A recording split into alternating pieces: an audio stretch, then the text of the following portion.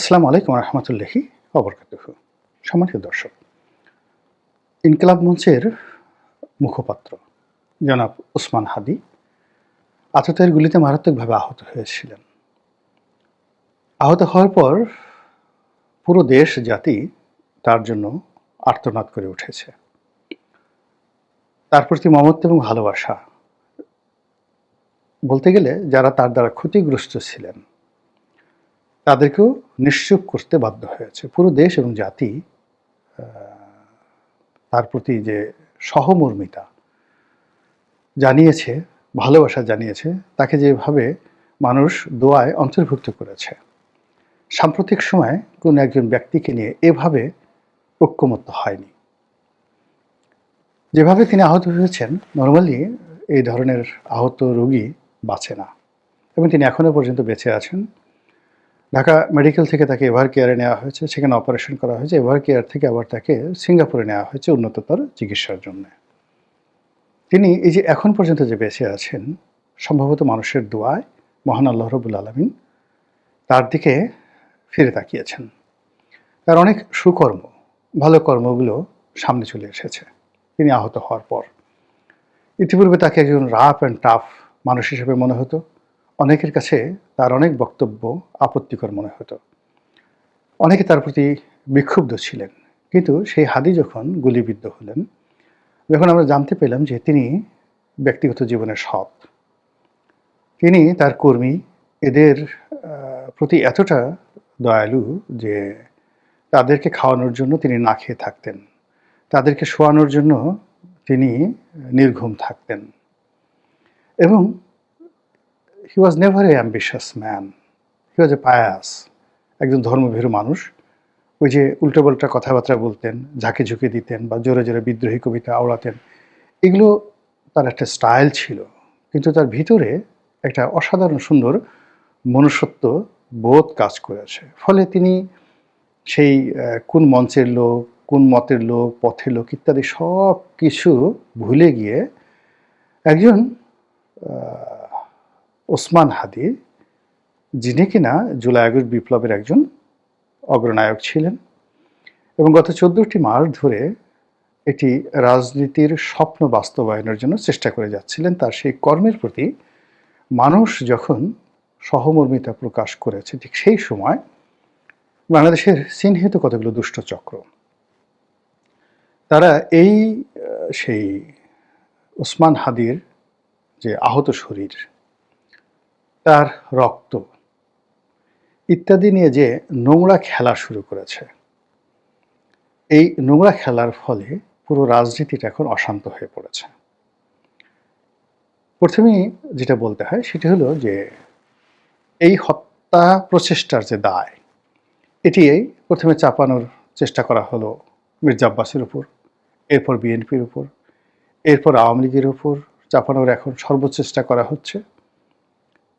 তারপর সর্বশেষ ওসমান হাদিকে এই মৃত্যুর দরজায় পৌঁছে দেওয়ার জন্য বা তাকে এই যে তার প্রতি গুলি চালাতে উদ্বুদ্ধ করার জন্য একটা পরিবেশ প্রেক্ষাপট তৈরি করার জন্য 4 জন মানুষ দায়ী, এরকম একটা অভিযোগপত্র কোনো একটা থানায় দায়ের করা হয়েছে এবং সেই অভিযোগপত্রের ভিত্তিতে সিনিয়র সাংবাদিক আনিস আলমগীরকে গ্রেপ্তার করা হয়েছে।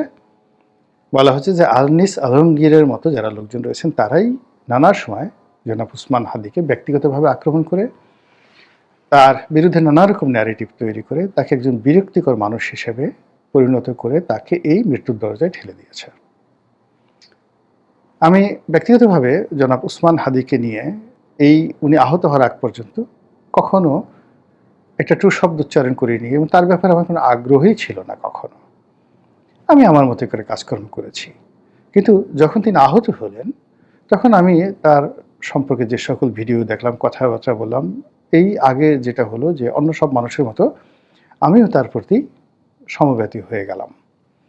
কিন্তু যারা এই ওসমান হাদির এই আহত হওয়াকে কেন্দ্র করে লাইমলাইটে আসার চেষ্টা করছেন, সরকারকে বিব্রত করার চেষ্টা করছেন, তারপরে অপরাধীদের যারা এই কাজ করেছে তাদেরকে চিহ্নিত করার নামে নানা রকম নাটক তৈরি করছেন, গল্প তৈরি করছেন, রাজপথ উত্তপ্ত করার চেষ্টা করছেন, রাজনীতির যারা প্রতিপক্ষ তাদেরকে নানাভাবে হেনস্থা করার চেষ্টা করছেন, খিস্তি খেয়েও করছেন, প্রথমত আমি তাদের সবার বিরুদ্ধে নিন্দাবাদ জ্ঞাপন করছি।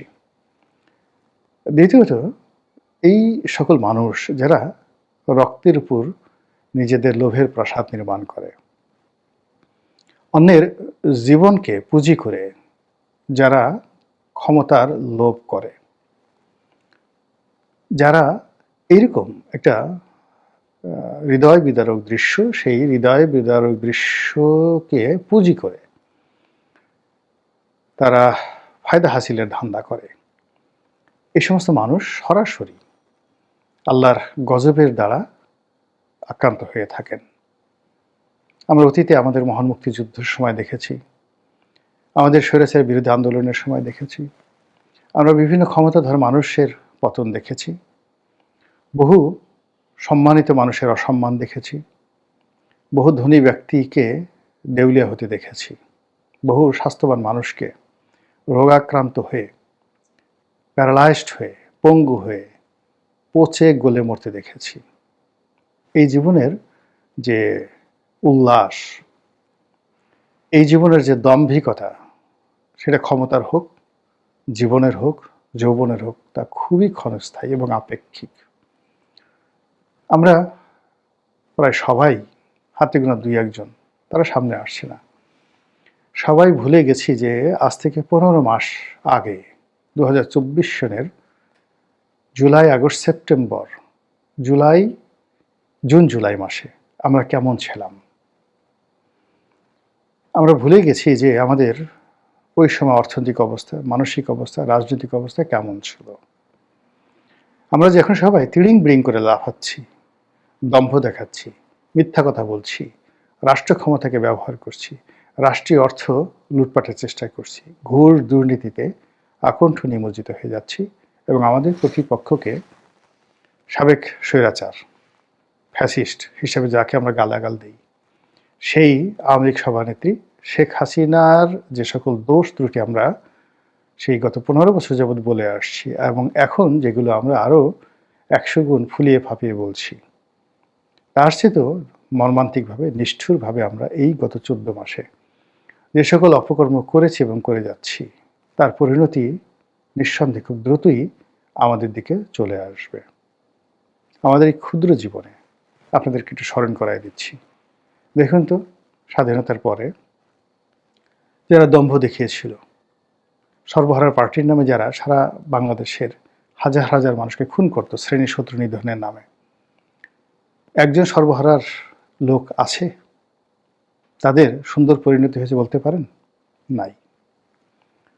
এরপরে দ্বিতীয় শক্তি হিসেবে জাসদ, এদেশের হাজার হাজার তরুণ তরুণীর জীবন ধ্বংস করে দিয়েছে এই জাসদের রাজনীতি। বলুন তো, জাসদের একজন সিঙ্গেল লোক সুন্দরভাবে সম্মান সহকারে মরতে পেরেছেন, মর্যাদা সহকারে মরতে পেরেছেন, তাদের পরিবার পরিজন এই সমাজে খুব ভালো অবস্থানে আছেন? নেই, কাউকে দেখাতে পারবেন না। এরপরে সেই বাকশাল এবং বঙ্গবন্ধুকে কেন্দ্র করে যে চক্রটি, তারা সে কম্বল চোর হোক, টিন চোর হোক, সোনা চোর হোক, সেই রিলিফ চোর হোক, যার কথা বঙ্গবন্ধু বলে গেছেন, একজন লোকে দেখান তো এই বাংলায় বেঁচে আছে সম্মান নিয়ে, মর্যাদা নিয়ে, এবং তাদের পরবর্তী প্রজন্ম সেই রিলিফ চোর, টিন চোর, বিস্কুট চোর, চিনি চোর, এই সিন্ডিকেটের সদস্যদের একটি বংশের একজন লোক এই বাংলাদেশে ভালো আছে আমাকে একটু দেখান, আমি দেখিনি। এরপরে যারা পরবর্তীতে সন্ত্রাস করেছে,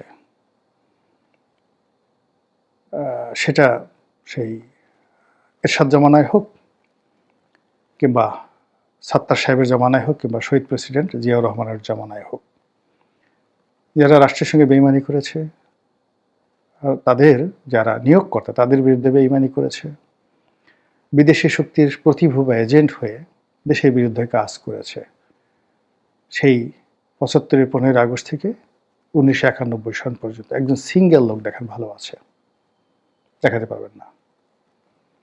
তারপর 91 থেকে আপনি একেবারে 2024 সনের 5ই আগস্ট পর্যন্ত সকল মন্ত্রী, এমপি, সেক্রেটারি, আইজি, সেনাপ্রধান থেকে শুরু করে যে সমস্ত মানুষের বিরুদ্ধে আপনাদের ঘৃণা ছিল, রাগ ছিল, ক্রোধ ছিল, যাদের প্রতি আপনাদের অভিসম্পাত ছিল, যাদেরকে আপনারা মন্দ মানুষ হিসেবে জানতেন, একজন সিঙ্গেল লোক দেখান তো, কারো পরিবার আছে কিনা, পরিবারের সদস্যরা ভালো আছে কিনা, কারো সুন্দর সুস্বাস্থ্য আছে কিনা, কারো সুনাম সুখ্যাতি আছে কিনা, কারো জীবনে সুখ শান্তি সমৃদ্ধি আছে কিনা, জীবনের যে উর্বরতা, ফার্টাইলিটি, এটি তাদের আছে কিনা, কিংবা তাদের যে করুণ পরিণতি আমাদের চোখের সামনে দেখতে পাচ্ছি।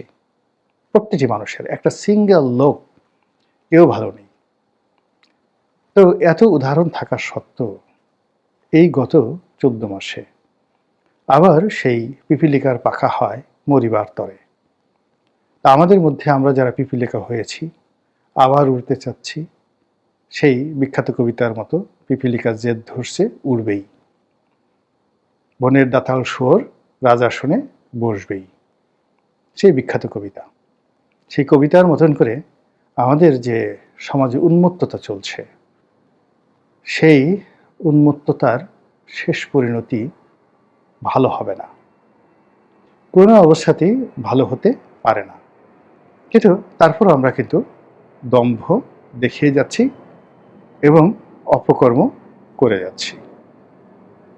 মহান আল্লাহ রাব্বুল আলামিন আমাদের সবাইকে হেদায়েত দান করুন, আমাদের জীবনকে সহজ করে দিন, জীবনের হিসাবকে আরও সহজ করে দিন, জাতীয় জীবনে চলার পথকে মসৃণ করে দিন, এবং আমরা যে যার অবস্থানে আছি আল্লাহ আমাদেরকে হেফাজত করুন, নিয়ামত দান করুন, এবং আমরা যেন রাজনীতির ঘোলা পানিতে মাছ শিকার না করি এবং কারো জীবন নিয়ে আমাদের জীবিকার সন্ধান না করি, কারো মৃত্যু নিয়ে আমরা যেন ব্যবসা না করি, এবং কারো দুর্বলতম স্থানে, দুর্বলতম সময়ে আমরা যেন আমাদের আক্রোশ মেটানোর জন্য কাউকে আঘাত না করি। আল্লাহ যেন আমাদেরকে এই হেদায়েত দান করেন। আসসালামু আলাইকুম ওয়া রাহমাতুল্লাহি ওয়া বারাকাতুহু।